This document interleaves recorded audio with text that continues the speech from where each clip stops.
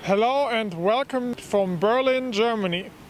My name is Philipp Halfmann and I'm the Director of Exercise and Sports Science at the IAAPH, and I'm also the author of Advanced Concepts of Strength and Conditioning for Tennis. In last week's episode, I'll explain how to cure tennis elbow. In today's episode, I will explain the benefits of a proper warm-up routine. I will explain the purpose of the warm-up routine, its benefits, and then towards the end I'll also show you a dynamic warm-up routine that you can do on your own. Are you warming up before every training session? Well, for most of you the answer is no. Many recreational tennis players don't warm up at all or perform warm-up exercises that are inappropriate, which generally results in a decline in overall performance and increases the risk for injury, for example, tennis elbow. The objective of the warm-up is to decrease the risk for injury, but does a warm-up really accomplish that? The plausible answer is yes, even though there has not been any scientific evidence supporting that a warm-up will actually decrease the risk for injury. Reason being is that it seems to be very difficult to isolate all the variables. The concept is to increase muscle tissue temperature.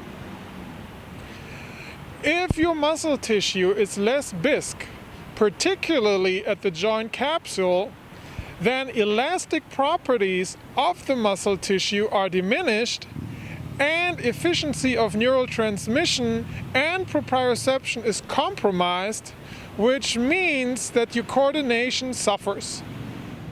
By performing a proper warm-up routine, you enhance the dynamics of the muscle tissue, making it more tolerant to stress, increasing neuromuscular efficiency, and improving stability, which suggests that the risk for injury is decreased. The enhanced dynamics of the muscle tissue are improved elastic properties, greater efficiency of neural transmission, and third, improved proprioception.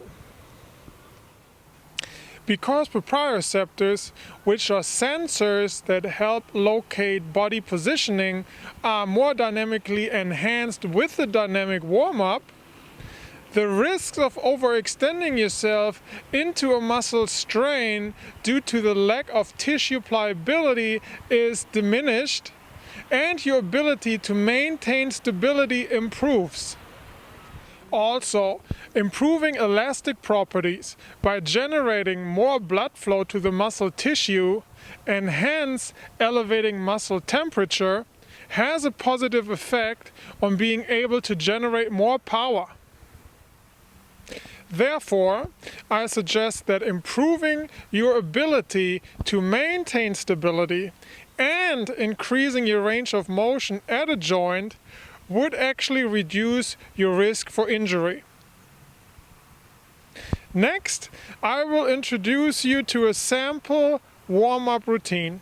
The high knee pull is a dynamic stretching exercise for the lower body, which focuses on reducing the risk of injury, optimizing power production capabilities, and improving flexibility. It targets the glutes, hip flexors, and hip adductors. Take a step and raise the left knee towards the chest.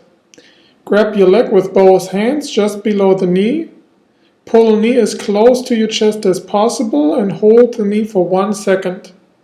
Release the left knee again, take a step and raise the right knee and repeat. The buttocks kicks is a dynamic stretching exercise which focuses on reducing the risk of injury, optimizing power production capabilities, and improving flexibility. Now kick yourself in the buttocks with the heels of your feet. It targets the quadriceps. The straight leg kick is a dynamic stretching exercise which focuses on reducing the risk of injury, optimizing power production capabilities, and improving flexibility. Keep legs straight and raise it as far in front of you as possible. The opposite hand touches the toes of the raised leg. Release the leg back to the ground and repeat. It targets the hamstrings. The bilateral lunge is a dynamic stretching exercise which focuses on reducing the risk of injury, optimizing power production capabilities, and improving flexibility. Take a step sideways and bend the knee until the left knee is at 90 degrees and the right leg is straight. Keep the weight on the heels. Now push off with the foot again, return to athletic stance, and perform a lateral lunge to the other side. It targets the hip abductors, the hip adductors, and the glutes. The lunge and twist is a dynamic stretching exercise which focuses on reducing the risk of injury, optimizing power production capabilities, and improving flexibility. Take a large step out with the leading leg, drop trailing knee towards the ground in a controlled fashion until both knees are at 90 degrees. Rotate the torso all the way from right to left. Keep weight on the forward heel. Stand up and progress into the next lunge. It targets the glutes, quadriceps, hamstrings, hip flexors, and obliques.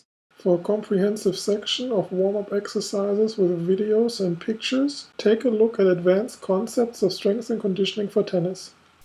Well, that's it again for today's episode. As usual, opinions differ. What's your point of view? Let us know below in the comment section. A brand new episode will be available next Sunday. So make sure you don't miss it and subscribe. In the meantime, I recommend you watch some of the previous episodes. You should really watch them all. If you like what you saw, tell your friends. I'm sure they will appreciate it. I'm Philipp Halfmann. Thank you for watching and auf Wiedersehen. Tennis Conditioning TV episodes are licensed under Creative Commons. You are welcome to link or embed these videos, forward them to others, and share these ideas with people you know. Brought to you by Advanced Concepts of Strength and Conditioning for Tennis. Available at tennisconditioningbook.com. Music by Dan O at danosongs.com.